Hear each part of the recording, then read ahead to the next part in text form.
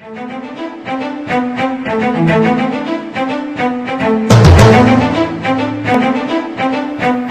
په عمر کې بوډا زړی سلمی دی کې اتفاق پیدا کړ او دا تس پښتون چې کوم دی بیا هم شعر و شاعري او ادب یا د پردا یا د پښتون افغان وطن هغه قوم کې چې شاعر لمر واوښته کنډاونه نورې وړانګې نه ښکارېږي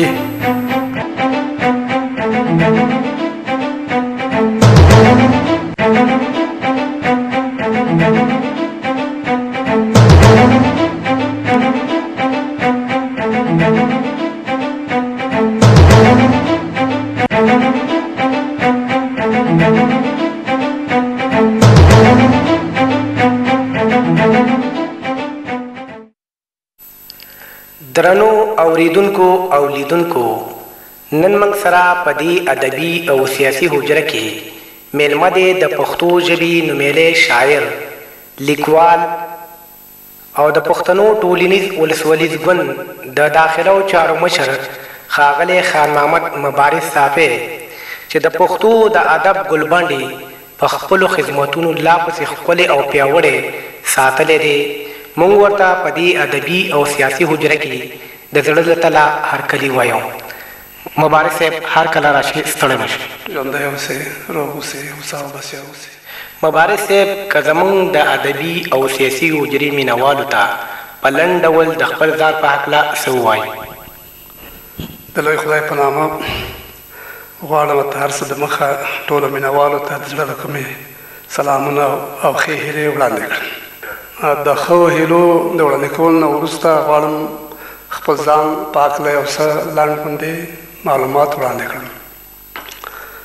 زه مبارز صافی په کال 1326 لږدیز لمریز کال کې د لغمان ولایت د الیشنګ ولسوالۍ د میا صاحب په دیره کې زیږېدلی یم. د 8 کالو ژوند نه وروسته د لغمان نه مو هجرت کړی د افغانستان شمال سیمو ته په تخار ولایت کې مو یو 12 کاله ژوند کړی. بیا تر هغه نه وروسته د تخار ولایت نه بغلان ولایت ته مو کډه کړې. په بغلان ولایت کې مو ډېره موده استوګنه کړې وه. هلته مو ماموریت پیل کړی دی او هلته اوسېدلي وو. تر 1450 کاله پورې چې د کمونستانو کودتا وشو، بیا په نتیجه کې زه بندي شوم او بند نه وروسته بیا زه مهاجر شوم پېښور ته راغلم. د پېښور نه چې 8 میاشتې اوسېدلی وم، بیا د آلمان جمهوري ملک ته هجرت وکړ او دلته راغلم. تر ننه پورې په آلمان کې اوسېږم. مبارز صاحب ستاسو شاعري کوم رنګ لري او شاعري ته ولې فکر راووښت؟ ډېره ښه پوښتنه او ډېر اوږد او ډېره اوږده سابقه لري. زه د 10-12 کالو په عمر به ومه چې د افغانستان په رادیو کې یوه ګېټه پوره د پښتونستان په نامه پروګرام چلېده. ما به دا پروګرام په ډېر شوق و ذوق سره اورېده هره شپه. په دې پښتونستان پروګرام کې ما به د خدای بخلي ملک جان اشعار اورېدل او د ملک جان اشعارو په ما ډېر زیات اغېز کاوه او همدغه اشعارو چې زه یې وهڅولم چې هم شاعر شم، شعر ووایم. نو ورو ورو بیا مې پیل وکړ. پیل زما په شاعري باندې په 1441 هجري شمسي کال کې شوی. نو بیا ورو ورو نو اشعار خپل ورځپاڼو ته ورکول. په بغلان کې د اتحاد په ورځپاڼه کې، په بدخشان کې، په بیدار، په مزار کې چې تر ننګرهاره پورې ماستولي دي خپاره شوي. نو مغه شوق پاتې و تر ننه پورې. نو بیا په دې خوا کې مو لیکوالي هم پیل کړې. اوس نثر و نظم اوس په ګډه سره لیکم او خپل زړه تسل کوم. بس مبارز صاحب تاسو شاعري د لیکوالۍ څخه مخکې شروع کړې ده. تاسو څه فکر کوئ چې تاسو ته اوس شاعري سخته برېښي او که لیکوالي؟ په لومړیو پړاوونو کې ماته لیکوالي ګرانه برېښېدله، ځکه چې لیکوالۍ کې ځینې څېړنیز مراحل لري چې هغه باید په نظر کې وساتل شي. خو اوس راته دواړه په برابره توګه کوم مشکلات نشته دي، څنګه چې نظم لیکم هماغسې نثر هم لیکلی شم. مبارز صاحب لکه څنګه چې تاسو وویلي چې تاسو په نظم او نثر کې کوم مشکل نه لرئ او دواړه در یو رقم بریښي، نو تر اوسه پورې مو څومره کتابونه له چاپه راوتي دي؟ او زما تر اوسه پورې 6 ټوکه چاپ شوي دي چې د دې 6 ټوکو نه 3 نظم دي او 3 نثر. په نظم کې لومړی زما چاپ شوی کتاب مجموعه د ژوبل احساس په نامه یادېږي چې هغه نظم دی، ورپسې بیا د ګلپاڼې په نامه چاپ شوی دی چې هغه نظم دی، او ورپسې بیا د زرپاڼې په نامه چاپ شوی چې هغه نظم دی. په نثر کې زما هم 3 ټوکه چاپ شوي دي چې دین او ژبه او ملت نومیږي نثر دی، ورپسې بیا کاون او کډوالۍ چاپ شوی دی نثر دی، هغه قصه ده ناول په شکل دی. دریم ټوکی هم نثر دی چې دین او ژبه او ملت نومیږي، څېړنیز اړخ لري، یعنې لومړی ټوک دین او ژبه او ملت او دوم ټوک دین او ژبه او ملت دواړه نثر دي، خو څېړنیز اړخ لري، د ژبې د ملت دین د مذاهبو په هکله بحث کوي. مبارز صاحب دا ستاسو کوم کتابونه چې چاپ شوي دي په دې کې تاسو کومې ټولنې د خپرونو په چارو کې مرسته کړې ده او که نه؟ زما سره د دې کتابونو د چاپ چارو کې په مادي اړخ کې چا سنده کړې، ما خپله مصرف کتابونو مصرف چارې په خپله په ذمه اخیستې دي، او په معنوي اړخ کې ځینو دوستانو نه زه مرهون یم چې ما سره ځینې ښې مشورې راکړي دي د کتاب د چاپ په مسایلو کې، او په دې هکله اوس هم دا پسې د دوستانو د ښو مشورو پوره وړی. مبارز صاحب دغه 6 کتابونه چې 3 شعري ټولګي دي او 3 نثر دي، تاسو له په دغه کتابونو کې کوم یو ډېر نږدې دی یا کوم یو ډېر خوښ دی؟ عجبه پوښتنه ده. نه یو انسان له پوښتنو کې چې ماشومانو کې د کوم یو ماشوم درته ګران دی، او طبعا وایي چې ټول زما ماشومان ټول راباندې ګران دي. ما سره زما په زما 6 واړه کتابونه ما سره ډېر خواږه دي، ډېر نږدې دي. په دې 6 کې په نظم کې راباندې زرپاڼه زره زیاته خواږه لګېږي، او په نثر کې به راباندې کاون کډوالۍ زره نږدې رابرېښي.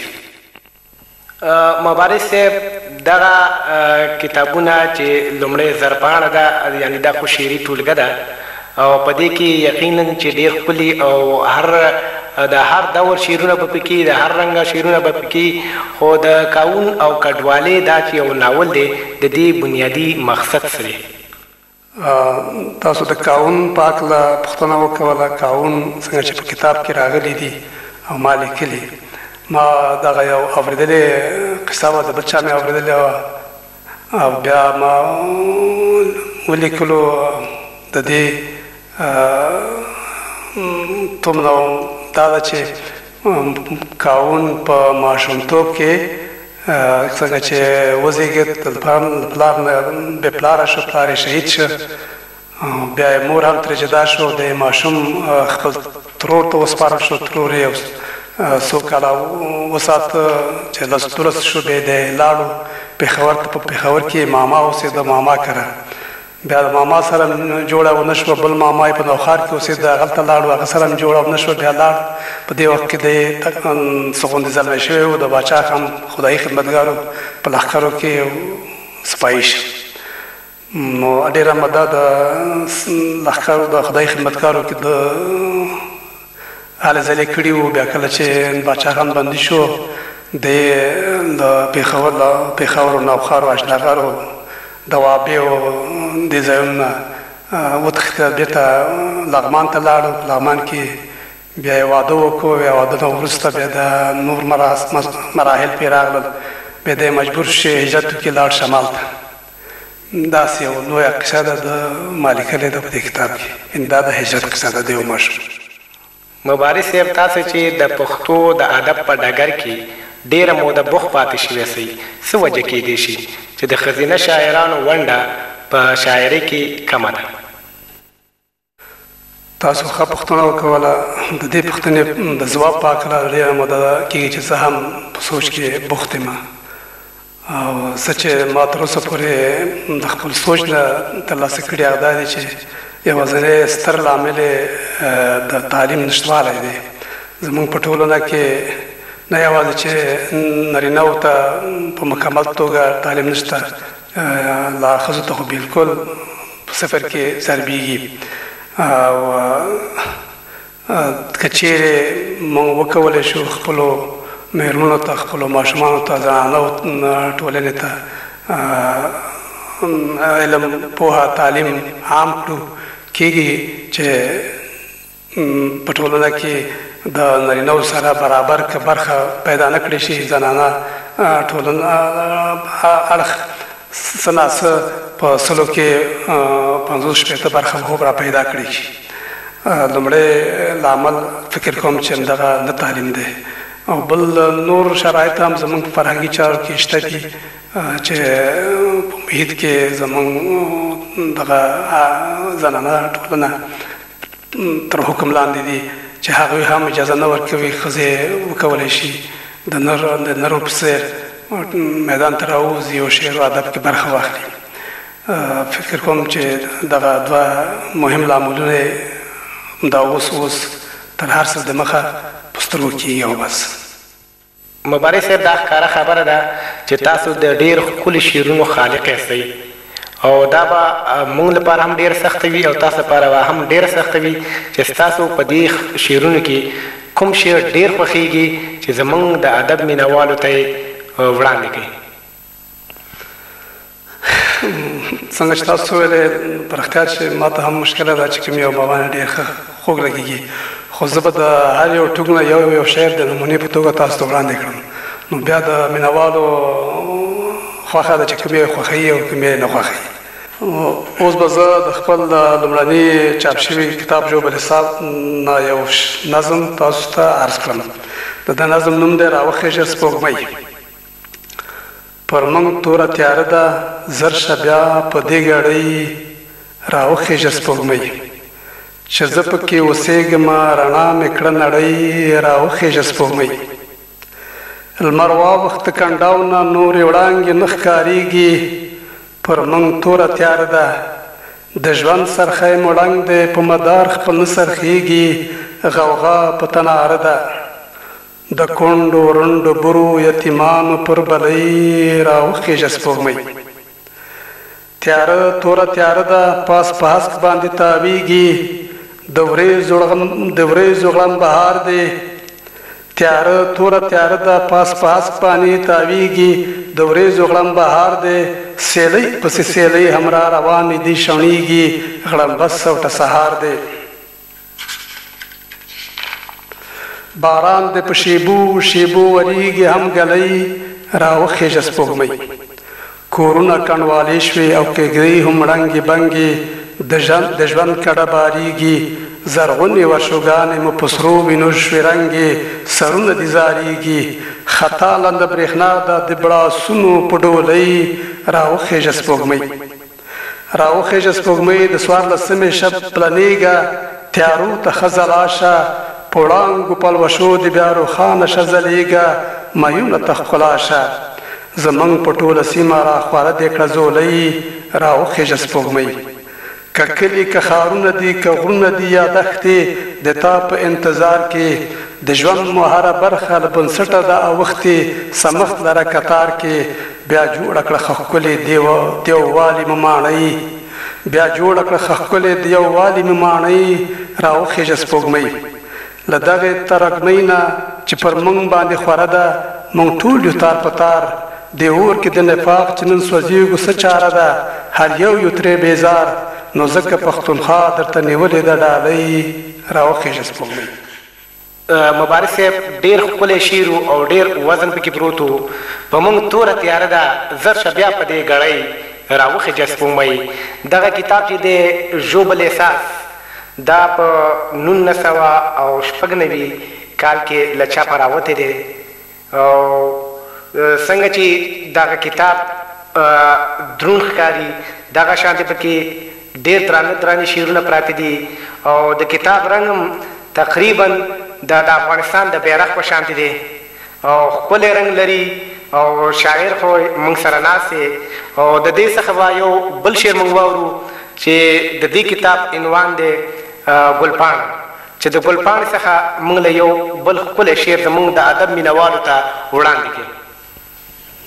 ډېره ښه. زه به اوس د ګلپاڼې وروستی تر ټولو وروستی شعر چې پکې چاپ شوی دی او عنوان دی غړمبېږي، دا به دوستانو ته ولولم. وخت کې مې ساسي ګوره لون مې دی ګریوان ګریوان، راشه که پیرې ملغلرې دي ارزان ارزان. یو د ګوندۍ په غم لاړ بل د ډوډۍ په غم لاړ، خواره واره مو دي تنکي تنکي ځوانان ځوانان، راشه که پیرې ملغلرې دي ارزان ارزان. لا مې هېڅ نه وي کړي لا مې هېڅ نه وي کړی چې شي راپېښ خپړې، ورونه سکمې دښمنان دي د زمان زمان، راشه که پیرې ملغلرې دي ارزان ارزان. په بیرته بیا نه راځي د تیر وختونو وار مې، خوشې په خوشې ورته څه به کړم ارمان ارمان، راشه که پیرې ملغلرې دي ارزان ارزان. هسک مو پر سر باندې دا چې په غړمبو غړمبېږي، هسک مو پر سر باندې دا چې په غړمبو غړمبېږي، توره سیلۍ ده کړي د وینو مو باران باران، راشه که پیرې ملغلرې دي ارزان ارزان. پوه له تقدیره نه یو هم له تدبیره نه یو، پوه له تقدیره نه یو هم له تدبیره نه یو، د ستر تاړاک دی پر سرونو مو تالان تالان، راشه که پیرې ملغلرې دي ارزان ارزان. له چا نه وانګېرم چاته زړه وسپړمه، له چا نه وانګېرم چاته زړه وسپړمه، چې زه صافی اوسمه دلته په المان المان، راشه که پیرې ملغلرې دي ارزان ارزان.